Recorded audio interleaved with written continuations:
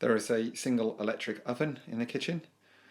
Prior to turning this on, please make sure that it is on at the wall, indicated by an illuminated light here, and it says cooker on.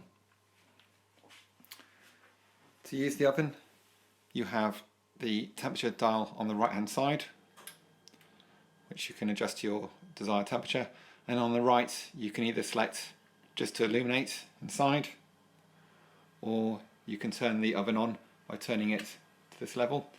That will then start the heating filament, and then this light will go off when it reaches the desired temperature.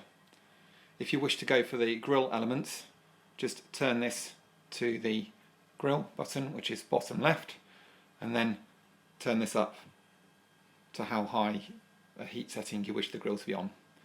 When you're finished, just turn this all the way up to the top, and then the oven will turn off.